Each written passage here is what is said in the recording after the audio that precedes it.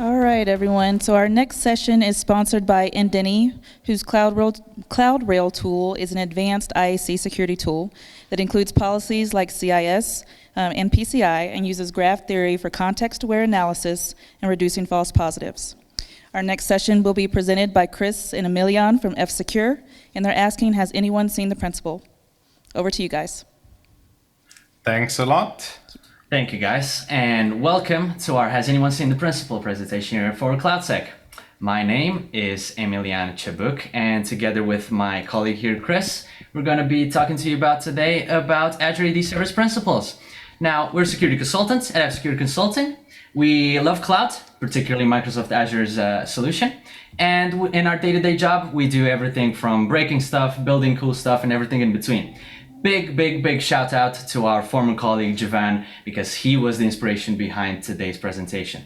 Now let's just dive right into it, right? We hear every day in the news about new attacks, and particularly we're observing a migration, a shift of attackers' techniques into the cloud, just as we're seeing organizations moving their infrastructure into the cloud. And two very important ones that I'm going to highlight here are the Holmium attack, also known as APT33 group. These guys are basically able to take full control of the target environment in less than a week by combining various different interesting attack paths. And then on the other hand, the living off the land type of attacks, these focus on leveraging legitimate functionality, but for nefarious purposes. In this case, it was Azure Compute VM extensions. Now, the combination of these two, effectively interesting attack paths with legitimate functionality used for nefarious purposes, goes very well hand in hand with what we're going to be talking about today. So we're going to be delving into Azure AD Service Principles. We're going to especially understand their security role within the context of an Azure AD tenant. I'm going to move on to Azure StormSpotter and talking about Cypher queries, a more graphical way of visualizing potential attack paths. Next, we're going to talk about two of the attack scenarios that Chris and I have found out, and also how to exploit them. And finally, a couple of points on monitoring and prevention for these kinds of issues. So delving into the main topics of this talk, what is Azure AD? It's an identity provider and also an identity and access management service within the cloud. What you can have in Azure AD is identities. Think about applications, users, groups, service accounts, and everything in between. And these identities can have roles assigned to them, right? So think about them as permissions of what they can do within the tenant.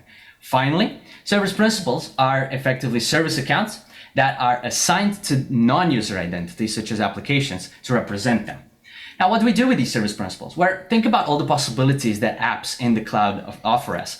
You have, things like Salesforce and Workday for your employees. You can have documents in Office 365 and a whole plethora of other opportunities. What you have is you register an application in AD, and that means they effectively have a unique definition of it. Think of it as a class in object-oriented programming. You then create an instantiation, an object of that class within your tenants to be used. And as a result, you're going to have a service principal created for it. And as we said before, it'll have roles assigned to it. Okay, but what do we care about all this? Well, the thing is, with service principals, they tend to be overlooked sometimes. From a development point of view, think about all the developers that, they may have agile sprints that they need to, they need to meet the deadline for. They need to focus on the quality, but also to get a working solution out there, right? So what happens is that you might have service principals that are left a bit overlooked and overprivileged. From the security perspective, from our perspective, when we do an assessment, oftentimes what happens is that we tend to focus more on the infrastructure side of things, right? The Azure resources, the components, and not so much on Azure AD where service principals are. Sometimes this gets left more as maybe like a time boxed exercise, or maybe not even included in the scope at all. So that's a problem. The other issue with service principals is that when you have an E3 or an E5 license attached to the tenant, you have more than 300 applications that get onboarded by default. All of these are going to have a service principal, and for some of these, the permissions that these service principals are going to have are going to be quite privileged. Now, there's an excellent piece of research by a security researcher, Dirk Jan, who was able to effectively look at all of these apps, compile a list of the most interesting ones and the permissions that they have in terms of the Graph API to Microsoft. Now, we've tried doing the same thing, but 2 years later, as we're going to see in a bit, the situation isn't quite the same. I'm going to pass it on to my colleague Chris now, who's going to talk to you guys about the attack paths that we found. All right, thanks, Emilian. So let's dive in directly. So there are broadly two main ways an attacker could try to compromise a service principal. One is by compromising the application itself. The second one is by compromising a user with permissions to manage those service principals. Global administrators are an easy role that can do this, but it's also the one that's kept the most under wraps in any organization and the one that's kept the most monitored. So instead, let's focus on the application administrator or the cloud application administrator roles that could allow you to do the same and manage service principals. While at the same time, the difference there is that there isn't any clear guidance on, for example, how many accounts should have these roles within your tenant. So it is likely that there might be a significant amount of users that have those roles, depending on how the tenant's set up. So let's assume we've managed to compromise an application admin, and we start enumerating what's available. You find out that there are a couple of custom and first-party Microsoft service principals within the account. So let's say that you've managed to find a target application that has some broad Microsoft Graph API permissions, maybe even directory read-write all. So you pick that one. We can then add a client secret to that service principal. We then log in via our preferred CLI method or through the REST API itself. And we've now gotten access to the tenant as a service principal with more permissions than the application administrator normally have. And this isn't even where the fun properly stops. Let's assume in the same scenario, you've done some recon, but there isn't a single service principal with privileges to Azure AD or the Microsoft Graph API. Well, that's fine, because service principals can also be assigned access to Azure resources. By default, for example, when you create a new service principal through the PowerShell command line as part of, let's say, a CI/CD automated deployment template, and if you don't add some additional command line arguments, you will assign a service principal contributor access to the current command line context subscription. This can always be, as I mentioned, explicitly overwritten if you add additional command line arguments to set a custom scope or to not configure a role during the creation of that service principal, but it requires the person writing the automation to be aware of this behavior. So sometimes you might end up with service principals that have unnecessary access to sensitive Azure resources within the environment, which an attacker will try to exploit. So identifying these attack paths is not an easy task. There are lots of principals, lots of objects, and difficult relationships between them. So it's important to make use of available tooling that can simplify these relationships or at least make them more digestible. StormSpotter is one such tool that allows users to map out relationships between applications, between objects within the tenant using a more graphical format, and also support a query language to supplement and allow users to create custom queries to find out specific relationships that they might care about. So let me just visually demonstrate that, because it's a bit easier than just talking about it. So over here, I've got StormSpotter set up within my environment. And as you can see, I've currently run a simple query to tell me some interesting Azure AD groups within the environment. And specifically, I can see that there are two Azure AD groups which are of particular interest. One is the Global Admins group, which has been assigned Global Administrator role to the group directly. So any member of that group is a Global Administrator. We can use Neo4j to actually see what members are in the application administrator group, and at the same time we can see that there is also a production owners group that has access to this given subscription, which is kind of like an AWS account which has resources deployed within Azure. So let's assume you've done a bit more reconnaissance with StormSpotter or with, for example, PowerShell or the CLI, and you've managed to find an attack path that is targeting a specific service principal called the automation account service principal. This one has enough privileges to add an arbitrary user within the global administrator group. However, instead of just targeting that directly, let's use one of the first-party Microsoft service principals, specifically the Microsoft 365 Exchange Online one, to assign us access to the production owners group first, and then see if we can find credentials for the automation account in a key vault somewhere there. The answer as to why we might want to go this roundabout way to attack this will be answered right after the actual demo. So let's get cracking. Hopefully everybody should see this. We've set up a quick script to automate the rest of this demo to make it easier to just see and interact with the service principals. So now we'll start off with the compromised application admin. I've already set up a session just beforehand, but normally it will ask you to log in as and set up a session. We'll now provide the object ID of the production owners group, and then we'll ask it to attempt to use the Office 365 Exchange Online service principal. And at this stage, it will ask me to set up some credentials for that service principal. And in this case, let's set up a client secret. So I will pick a secure client secret, paste it in.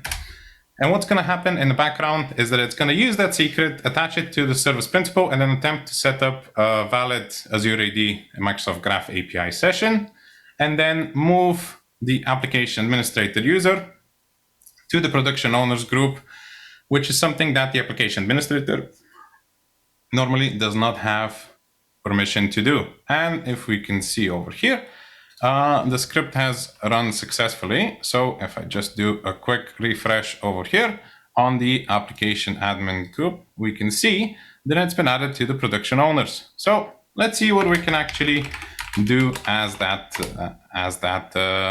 account. So we set up a PowerShell session as the application administrator, and let's check out whether or not we have some key vaults in the environment. We can see that there is one production key vault over here. So we can then see what secrets there are inside of it. We can see that it does have something called the automation access token, which we can assume is likely the token that we need to access that service principal. And then normally we'll be able to print out the secret over here by just adding an additional parameter as plain text to the previous command. However, I won't do it just because I don't want any of you pesky hackers getting access to the tenant while the demonstration is going. So let's assume that we've got the token out of that key vault or through any other nefarious means. And now let's try to do the same thing by instead giving it the object ID of the global administrator group. We will then ask it to use the automation account service principal. We won't set up a new authentication method, but we will use an already existing client secret. And then I will paste in the client secret that we would have gotten from the previous key vault, and then watch as the script does its magic. And now we've managed to get from a global, from an application administrator who can only manage service principals up to a global admin, which can manage pretty much everything. And I will just quickly verify it over here by just refreshing the page. And there we can see we are now a global administrator within the environment, as we can quickly see over here. So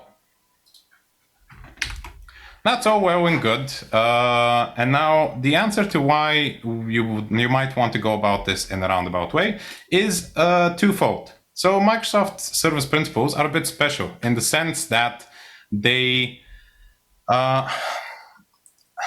have application permissions assigned to them by default, which an administrator of your tenant does not have to consent to separately. So they would be a prime target for a malicious user to target. And secondly, an interesting behavior that we've observed is that when you log in as a Microsoft service principal, it doesn't produce sign-in logs in the same way that the third-party service principal that you create would produce in your environment. So it is a bit more silent in terms of what current detection might be picking up on.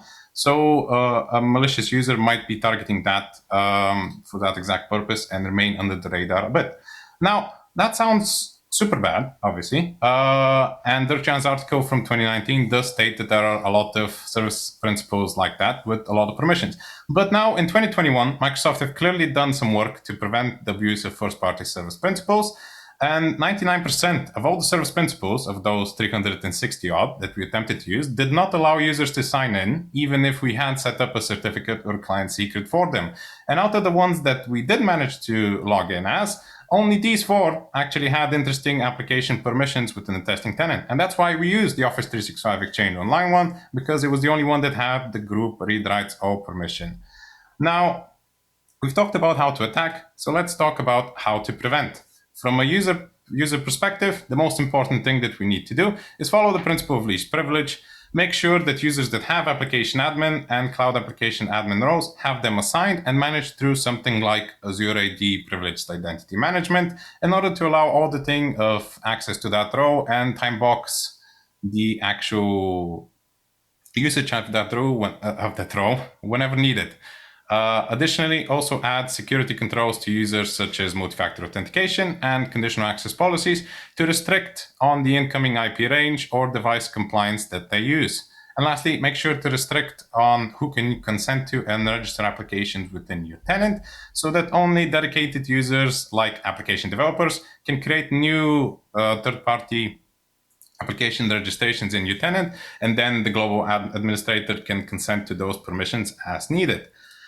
From a service principal perspective, the important thing is to restrict access in the same way as you would user accounts. Review permissions assigned to service principals and make sure that they are absolutely needed. If possible, use more granular permissions to the Microsoft Graph API and avoid stuff like directory read write all, because even though it might simplify the process a lot, it is important to minimize the possible avenues that a service principal can provide to an attacker. Ensure that also any service principals that have access to Azure resources actually do need it, and remove it accordingly if that service principal does not have to interact with the Azure resource plane at all. And then lastly, service principal conditional access policies are a feature that we saw has been marked as something Microsoft are working on. So whenever it is available, consider implementing it as a defense in depth measure to your tenant. So I've talked a lot about how to prevent these types of attack, but let's hear about how to detect these attack paths from my colleague Emilian. Thanks, Chris. So yeah, as we've said before, as Chris said, it's quite difficult to actually target this problem and monitor for it. That is because primarily this is intended behavior effectively, and it's allowed by design. Now, we've noticed that Microsoft is indeed doing, it has been doing something to reduce this problem, and that is great. But obviously, as we've shown, this attack is still viable via those 4 applications that we've seen. Now, it's not all bad because your monitoring capability is still able to do something and pick up something. So you need to focus on, the not just sign-in logs, but also the audit logs. As Chris said, sign-in logs are not going to be picked up for first-party Microsoft applications. However, the audit logs allow you to see some form of potential malicious activity within your tenant. So what I've got here are a few Cypher queries for StormSpotter that we've put together as useful in terms of visualizing a little bit the components in your tenant and also potential attack paths that might exist. We're focusing on the contributor role assignments. We're focusing on the password presence assigned to a service principal and the admins of interest. What I've got here instead are Kutsu query language detection queries. And more importantly, the fact that you can have the sign-in logs for custom applications that you have within your tenant, and you're able to see that type of activity. However, for the Microsoft application, as with the non-interactive user sign-ins, you'll only be able to see identities. So, for example, a user account that is performing activities to the tenant, but not the application itself trying to log in. Finally, I've got here a query for audit logs. Now, Chris and I, big disclaimer, we're not by any means SOC analysts of any kind, but we did identify these as useful. So you would focus your query on the operation name, looking for service principal credentials or activities like that. And then if you see some malicious activity, you look at the identity. In this case, Office 365 Online.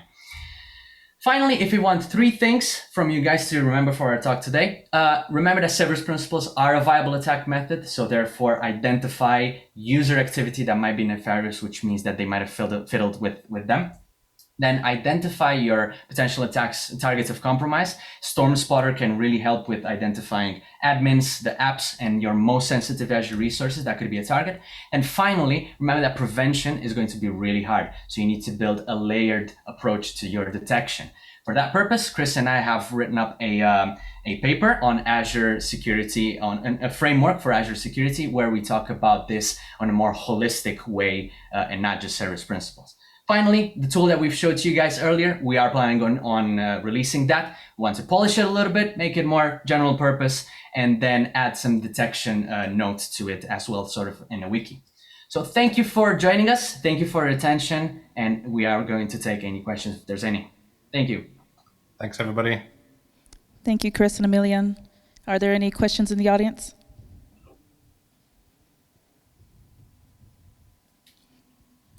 I have one question. Will you share the presentation? Oh, yeah, absolutely. Yeah. More than happy to. Thank you. All right, looks like we don't have any questions. If there's questions later, oh, actually, how do we get the slides? Just ask that one. If there's questions later, please post them in the Slack, and we'll have the guys answer them later. Thank you. Absolutely. Thank you so Thanks, much. everybody. Thanks, everybody. Cheers for tuning in. Thank you.